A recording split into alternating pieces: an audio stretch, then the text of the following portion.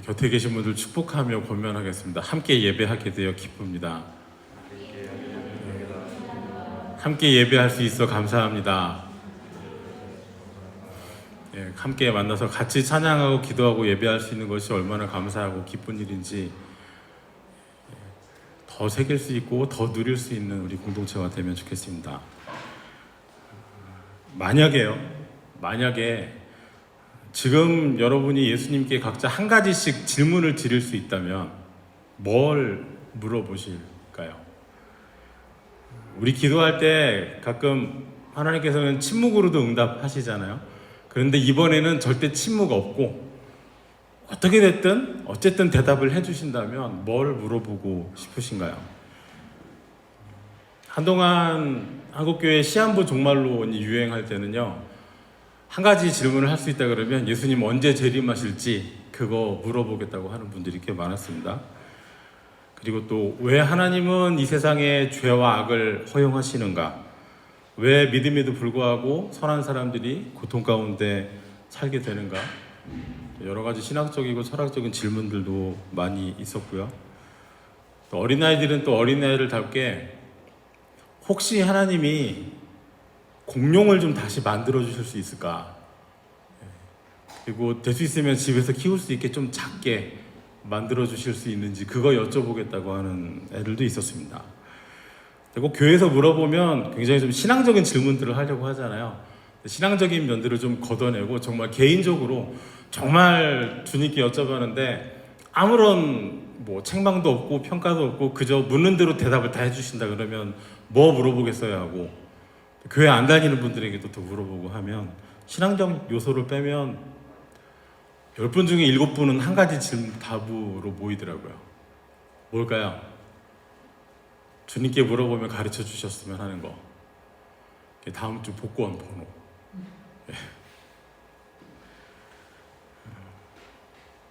주님께 제대로 된 질문을 하는 거 참 쉬운 일은 아닌 것 같습니다. 오늘 우리 읽은 본문에 제자들이 예수님께 질문을 드립니다. 그리고 거기에 대해서 예수님께서 답변을 길게 해주세요. 그런데 질문은 적합하지 않았습니다. 그리고 예수님께서 주신 답도 제자들이 기대했던 답은 전혀 아니었습니다. 하지만 언제나 그렇듯이 때에 맞지도 않고 상황도 맞지 않고 엉뚱한 질문을 하고 요구하지만 예수님께서는 거기에 대해서도 제자들뿐만 아니라 오고 오는 모든 세대가 반드시 알아야 하는 진리의 말씀들로 대답을 해주시죠. 그래서 아무리 연약해도 아무리 무지해도 아무리 부족해도 우리가 주님 앞에 나아가서 안 물어보는 게 문제지 물어보기만 하면, 주님 앞에 서지 않는 것이 문제이지 주님 앞에 서서 여쭤보기만 하면 그래도 주님께서는 우리의 어떠함과 상관없이 대답을 주시고 우리에게 깨달음을 주십니다. 오늘 1절을 보면 이 질문을 할 때 상황이 나와 있습니다. 예수께서 성전에서 나가실 때라고 하였습니다. 주님께서 성전을 나가셨습니다. 오셨으니 가시겠지, 들어왔으니 해가 지고 문 닫을 때가 되면 나갈 때가 있는 것이자고 생각하면 안 되는 상황입니다. 그리스도께서 성전을 나가시는 거예요.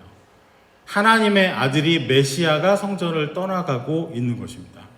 하나님의 영광이 성전을 떠나가는 것, 그것은 곧 성전이 무너지는 것을 의미하는 것이고 그 민족 자체가 재앙 가운데 놓이는 것을 의미하는 것이죠. 이미 구약시대에는 한 차례 그런 일이 있었습니다.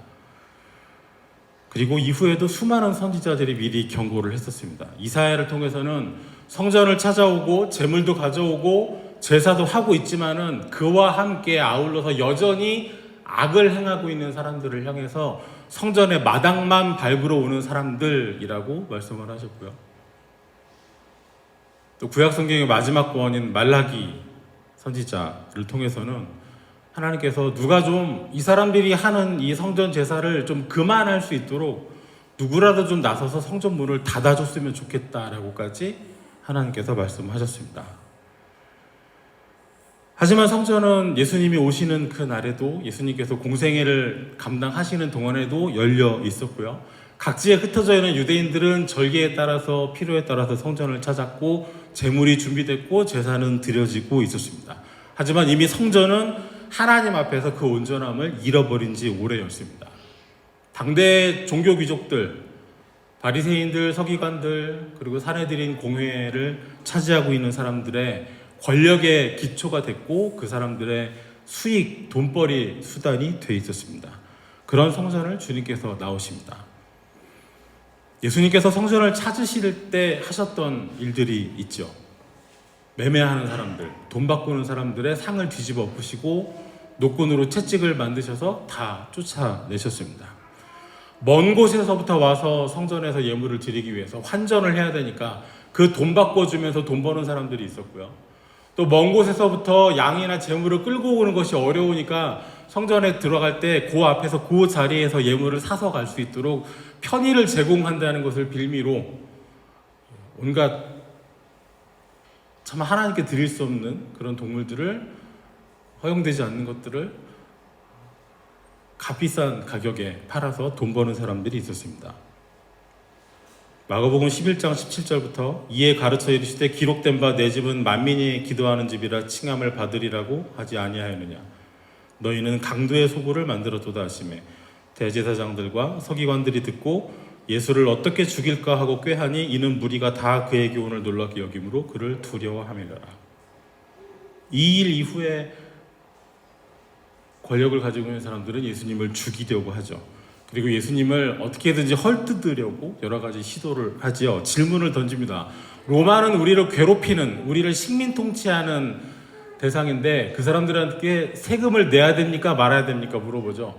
세금을 내야 된다고 물어보면 저 사람은 로마 식민 통치를 지지하는 사람이다 라고 유대 백성들에게, 그들에게 저 사람을 믿지 말라 말할 수 있는 것이고요. 세금을 내지 말라고 하면 감히 로마의 통치에 반역을 한다, 황제를 거부한다고 해서 로마 군대에 고발하면 될 일입니다. 또 질문이 또 있었습니다. 한 집안에 형제들이 있고 형제가 한 명씩 죽었어요. 유대 사회뿐만 아니라 중동 지역도 대부분 그랬죠. 남편이 죽고 생활할 수 있는 방편이 전혀 없는 여인들은 그 동생이 아내로 삼아서 생계를 책임을 졌단 말이죠. 근데 계속 남자 형제들이 죽었어요. 마지막 형제까지 같이 살다가 죽었는데 나중에 부활할 때 그러면 누구 아내가 되겠습니까? 이런 질문도 했습니다. 나름대로 대답하기 어려운 질문들을 고심을 했죠. 하지만 주님께서는 그 사람들에게 너희들은 성경도 제대로 알지 못하고 하나님의 능력도 알지 못하는도다. 그래서 이런 질문을 한다 하셨지요. 이미 성전은 겉모습만 멀쩡하고 실상은 강도들의 소굴이 돼 있었습니다. 성전을 떠나시기 전에 또 이런 일도 있었습니다. 성전 안에 돈벌이 하는 사람들을 쫓으신 주님께서 이번에는 헌금함이 잘 보이는 자리에 앉으셨어요. 그리고 거기에 어떤 사람들이 헌금을 하는가 어떻게 하는가 지켜보셨습니다. 종교개혁 일어나기 전에 로마 카톨릭 교회도 그랬지만은 그 방법은 이미 유대인들이 성전에서 썼던 방법입니다.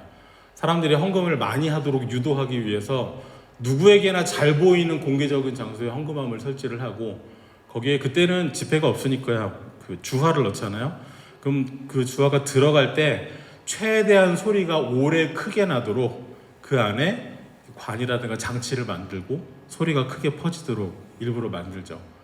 그래서 부자들이 와서 성천 세켈 그 동전을 많이 부으면 그 소리가 그 공간 안에 쩌렁쩌렁 울려 퍼지는 거죠. 그러면 모두가 다 저 사람은 많은 금액의 헌금을 했구나 알 수 있는 것이죠. 근데 거기 가난한 한 과부가 정말 작은 금액의 동전을 넣었습니다. 그러나 예수님께서는 그 여인을 향해서 어느 누구보다 가장 많은 헌금을 했다고 하시죠. 모두가 다 생활비의 일부를, 가진 많은 재산의 일부를 했지만 그 여인은 가진 것의 전부를 하였다 하였습니다. 그런데 이 말씀은 헌금을 잘한 그 여인을 칭찬하시기 위해서 예수님이 하신 말씀이 아니고요. 그 사건을 통해서 사람들에게 경고하시려고 하신 말씀이었습니다. 그 말씀을 하시기 전에, 그 과부의 헌금을 칭찬하시기 전에, 헌금함을 마주보는 자리에 앉으시기 전에 무슨 말씀을 하셨냐면 가난한 과부의 얼마 안 되는 그 가사를 집어 삼키는 자들, 그 사람들을 삼가하라고 말씀을 하셨어요. 바로 서기관들입니다. 서기관들은 단순히 성경을 베껴 쓰는 사람들이 아니죠. 그 사람들은 율법 교사고요. 대부분이 바리새파들이고요. 그 당시에 종교 정치 권력을 붙잡고 있는 사내들인 공회의 요직을 대부분 차지한 사람들이 서기관들이었습니다. 그리고 그 성전을 중심으로 한 그 수익 구조 사업, 그 유대교의 틀을 가지고 사람들을 올가매는 그 온갖 규칙들, 규범들의 그 이론을 제공하고 만드는 사람들이 바로 서기관들입니다. 본인들의 권위를 드러내기 위해서 더 긴 옷을 지어서 입었습니다. 사람들은 서기관들이 가르쳐 주는 대로 열심히 신앙생활을 했습니다. 가난한 과부의 가사는 그녀의 순수한 믿음대로 하나님께서는 받으셨겠지요. 그러나 주님께서 말씀하신 대로 가난한 과부의 가사는 그런 제도를 만들고 그렇게 헌금을 많이 하도록 유도하고, 아무리 힘들고 어려울지라도 성전을 들어올 때는 이런 식의 헌금을 해야 한다고 그 이론적인 그 규범을 만들어낸 서기관들과 제사장들의 긴 옷을 만드는데 결국 쓰이게 됐습니다. 성전은 주님 말씀하신 대로 이미 성전이 아니고 강도의 소굴이었습니다. 주님께서 성전을 나오실 때라고 했잖아요. 주님께서 나오신 곳은 정말로 살아 움직이고 하나님 앞에 경배하는 성전이 아니고 강도의 소굴이 되어버린 곳을, 강도의 소굴을 주님께서 나오신 때인 것이죠. 그때 제자 중에 하나가 주님께 물어보는 겁니다. 이 돌들이 어떠하며 이 건물들이 어떠하나이까? 어떻게 들리시나요? 평가를 원하는 건가요? 아니죠. 자랑이잖아요. 얼마나 화려하고 얼마나 위대합니까? 우리에게는 이런 멋진 성전이 있습니다. 주님께서는 책망하시는데 아무리 그래도 성전은 성전이다라는 생각이, 완고한 거부의 생각이 녹아있는 말입니다. 이때까지 주님께서 뭐라고 하셨습니까? 성전 권력의 일원이고 이론적인 기초를 제공하는 서기관들을 삼가하라고 말씀하셨어요. 성전의 권력을 거머쥐고 있는 사두개인들이 대부분 제사장들이거든요. 제사장 가문이에요, 이 사람들이. 근데 그 사람들을 향해서 너희는 성경도 모르고 하나님의 능력도 모른다고 말씀하셨잖아요. 이들이 차지하고 관리하고 있는 성전을 두고 강도의 소굴이라고 하셨잖아요. 그런데 그렇게 말씀하신 주님 앞에서 이 성전을 구성하고 있는 쌓여있는 이 돌들이 어떠하고 이 건물들이 어떠합니까? 물어보는 거예요. 저는 예수님이 하신 말씀에 동의할 수 없습니다라는 완곡한 거부가 담긴 말이죠.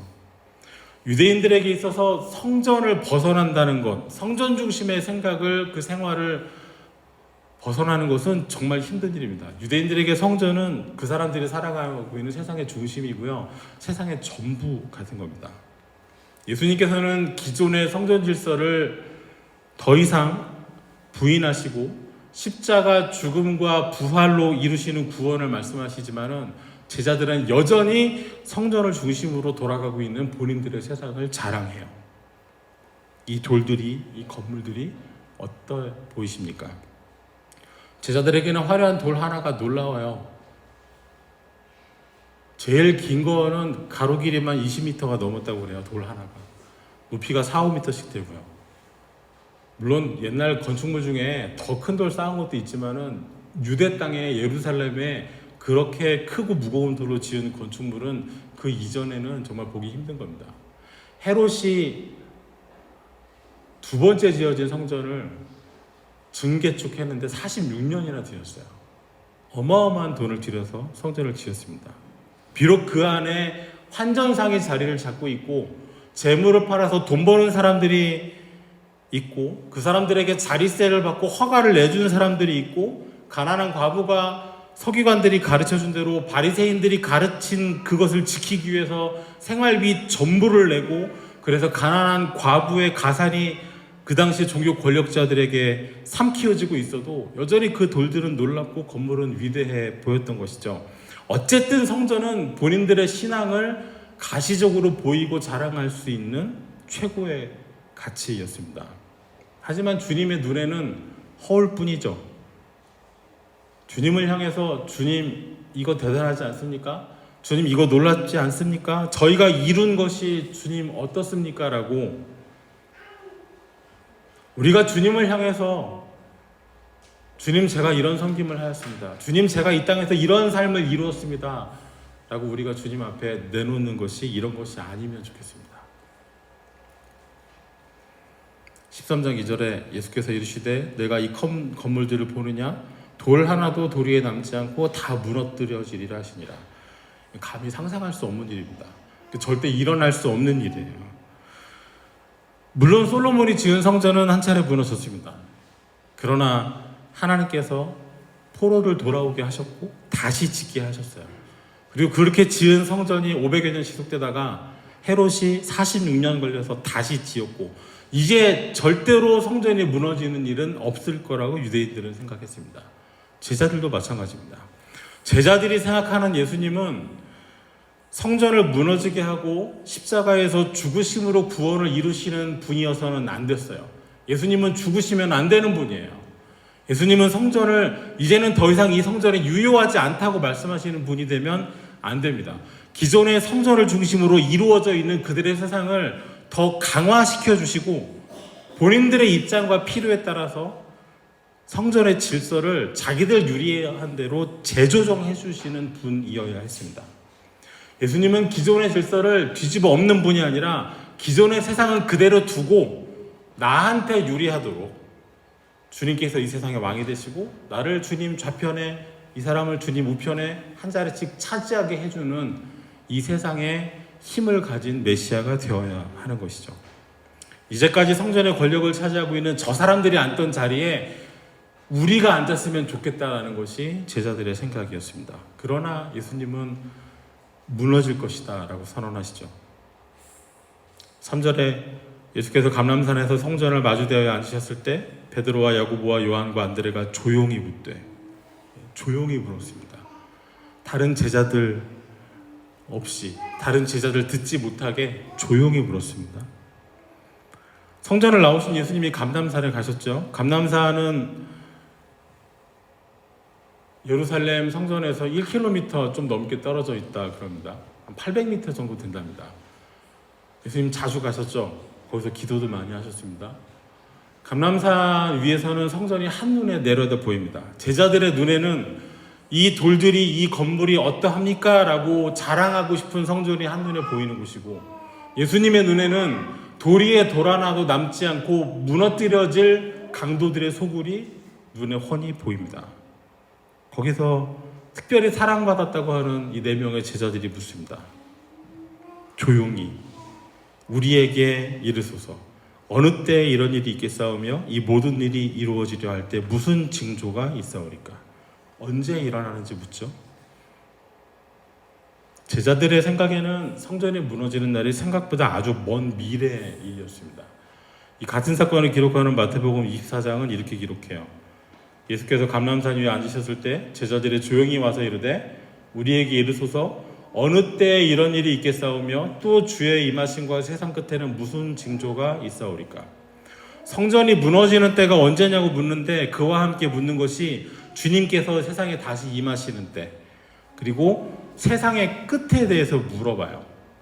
그러니까 주님 말씀하신 대로 성전이 무너진다면 그때는 바로 세상의 종말이 올 때라고 생각을 하는 거죠. 바꿔 말하면 이 성전이 무너지는 일은 세상의 종말이 와야 그럴 때나 무너질 수 있을 거라고 생각하는 거예요.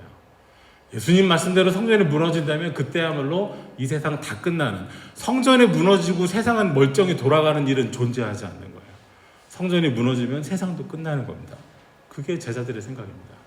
그러나 제자들의 생각과는 달리 그 성전은 서기 70년에 무너지죠. 유대 사람들이 로마의 반란을 일으켰다가 참혹하게 무너집니다. 예수님 십자가에 죽으시고 부활하신 지 40년도 안 돼서 무너져요. 열매 없는 무화과나무 기억하시죠? 예수님께서 성전을 오가시던 그 중간에 보셨습니다. 저주하시죠. 그럴싸하게 잎사귀는 무성한데 정작 가보니 아무것도 없는 그 무화과나무 마치 성전과 같습니다. 그럴싸해 보이지만은 실상 그곳을 찾는 이들에게 영의 양식이 될 만한 것은 아무것도 없고 그 안에 있는 사람들만 권력자들만 배불리는 성전은 더 이상 구원의 기초가 아닙니다. 주님께서 십자가에서 죽으실 때 성전의 가장 중요한 장소인 지성소, 그 지성소를 가로막고 있는 휘장이 둘로 찢어졌다 그러죠. 잘들 아시죠? 나중에 제사장들이 그거 다시 붙여보려고 그렇게 애를 썼다면서요. 안 돼요. 그게 우리 생각하는 무슨 천조가리가 아니고요. 엄청 무거워요. 엄청 두껍고요. 엄청 무거운 거예요. 그거를 다시 이어붙이는 건 걸면 그대로 찢어지게 돼 있답니다. 예수님이 죽으시는 순간 찢어졌어요. 그 전에는 1년에 딱 한 번 대제사장이 본인과 온 백성의 죄를 사하기 위해서 피를 가지고 들어갈 수만 있는 그 자리가 이제는 찢어져 버려서 아무나 들어가도 아무 상관없는 곳이 되어버렸어요. 더 이상 성전 안에서 그 안에서 제사하고 그 안에서 섬김으로써 구원이 이루어지고 하나님의 백성이 되는 것이 아니라는 거죠. 예수 그리스도의 죽음이, 부활이 길이요 진리요 생명이신 예수님이 하나님 앞에 나아가는 길이 되어주셨으니까 더 이상 그 성전이, 그 지성소가, 그 옛 질서가 이제는 유효하지 않은 거예요. 성전이 그 휘장에 보여주는 것은 사람과 하나님 사이에는 막힌 담이죠. 누구도 지나갈 수 없고 누구도 희생제물 없이는 그곳을 넘볼 수 없는, 그러나 우리의 희생제물이 되어주신 예수님이 있으므로 우리는 하나님 앞에 구원과 영생을 얻었습니다. 십자가 이후로 불과 40년도 못 돼서 무너질 성전이지만 바리새인들에게, 제사장들에게, 그리고 제자들에게도 성전은 영원할 것 같았습니다. 우리한테 마치 영원할 것처럼 생각되는 것들이 있다면 뭐가 있을까요? 사실 다 알죠. 언젠가는 끝나는 거 다 알잖아요. 우리 모두가 언젠가 죽는다는 사실을 모르는 사람이 누가 있겠어요? 하지만 우리 그거 의식하고 살지 않잖아요. 계속돼야 되고 그래야만 하고, 그래서 기도도 하고 드러내고 싶고 자랑하고 싶고, 하지만 우리가 마치 영원할 것처럼 생각하고 여기는 그것들도 주님 보시기에는 무너져야 할 것일 수 있습니다. 주님께서는 이제는 그만해도 족하다라고 하시는 것인데 우리는 그거 더 달라고, 그거 있어야 된다고, 이거 없어지면 안 된다고, 이게 끝나면 나의 세상도 끝난다고 그렇게 고집하는 것이 있다면 무엇일까요? 때로는 이미 찢어져 버린 휘장을 붙잡고 어떻게든 꿰매보려고 하는 사람들처럼 이미 주님께서 우리에게 구원을 주시고 은혜를 주시고 영원한 생명을 주셔서 더 이상 그거 붙잡고 공들이지 않아도 되는데 그거 붙잡고 있는 찢어진 휘장 같은 것이 있다면 또 무엇일까요? 어디에 관심을 둬야 될까요? 성전의 화려함일까요? 그 안에서 드려지고 있는 어떤 예배의 행위들이었을까요? 다시 붙일 수 없는 휘장, 거기에 관심을 두고 그거 붙이는 걸 평생의 사명으로 두고 살았다는 유대 랍비들도 있다는데요. 어디에 초점을 뒀어야 했을까요? 정말로 제자가 주목해서 보고 자랑해야 할 것은 화려하고 웅장한 성전의 돌들이 아니라, 그 건물들이 아니라 바로 그 성전에 오셔서 이미 주님께서 하신 일들, 이미 오셔서 주님께서 해주신 말씀들이 아니었을까요? 주님이 행하신 일들과 그 말씀들은 온데간데 없고 돌하고 건물만 남아버리면 안 되겠지요. 이 돌들이 어떻습니까? 이 건물들이 어떻습니까? 이런 질문만 있는 우리의 삶이 되어서도 안 되겠고, 이런 자랑만 있는 교회가 돼서도 안 되겠죠. 우리 개인적으로 아무리 크고 놀라운 신앙적인 경험을 하고 교회를 섬기고 어떤 사역을 하고 많은 걸 이루었어도 주님 보시기에는 감람산에서 내려다 보이는 언젠가는 무너져야 할 강도의 속을 같다면, 또 교회들도 이 돌들이, 이 건물이 어떻습니까? 라고 자랑할 만한 교회들 많이 있죠. 하지만 주님 보시기에는 진작에 그 안에서 상이 뒤집어 엎어졌어야 하고, 진작에 주님께서 채찍을 휘둘러서 쫓아냈어야 하고, 오히려 사람들이 삼가해야 오히려 괜찮은, 오히려 좋은 사람들이 가득한 교회라면 어찌 될까요? 주님께서 세상에 오신 것은, 주님께서 예루살렘에 오신 것은, 주님이 성전에 오신 것은 그 성전을 더 강화시켜주기 위해서 오신 것이 아니었습니다. 주님께서 행하신 일에 집중할 수 있으면 좋겠습니다. 주님께서 하신 말씀에 주목할 수 있으면 좋겠습니다.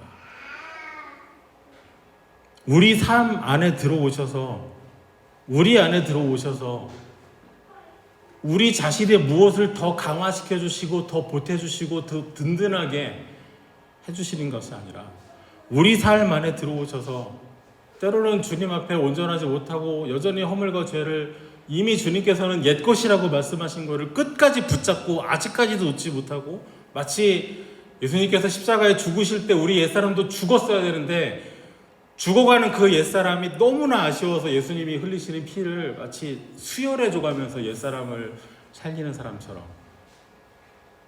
옛 성전 더 이상 기능하지 않는데 거기에 매달리는 사람처럼 휘장을 꿰매보려고 하는 사람들처럼 우리의 옛것 지나가 버린 구습들을 붙잡고 사는 것은 아닌지 한번 생각해 보면 좋겠습니다. 우리가 주님 앞에 입을 열어 자랑할 때 정말 주님께서도 보시기에 좋았다라 하신 것처럼 흡족해 하실 만한 자랑을 할 수 있으면 좋겠고요. 또 주님 앞에 우리가 물을 때 우리가 조용히 주님 앞에 나아가서 물을 때 언제 어떤 일이 일어나겠습니까? 이것을 묻는 것이 아니고 우리 삶 속에 오셔서 주님께서 행해 주신 우리의 옛것을 다 우리의 부정한 것을 허물어 주시고 용서해 주시고 새롭게 지어 주시고 또 지어져 가게 하여 주시는 주님께서 행하신 놀라운 일들 그 말씀들을 주목하고 은혜에 감사할 수 있는 우리가 되면 좋겠습니다. 기도하겠습니다. 주님 감사합니다. 길이요 진리요 생명이신 예수님, 우리가 주님을 향하여 보소서 어떠하며 어떠하니까 묻는 그 일들이 주님 보시기에 참으로 좋다 하실 수 있는 일들이 되기를 원합니다. 우리가 보고 있는 그것들이 주님 보시기에도 참으로 좋다 함께하자 하시는 일들이 되면 좋겠습니다. 우리가 주님을 향하여 조용히 묻는 그것들이 우리가 아끼는 것들이 소멸될까 두려워 징조를 구함이 아니라 믿음과 소망과 사랑의 일들이 되게 하여 주옵소서. 예수님 이름으로 기도하옵나이다. 아멘.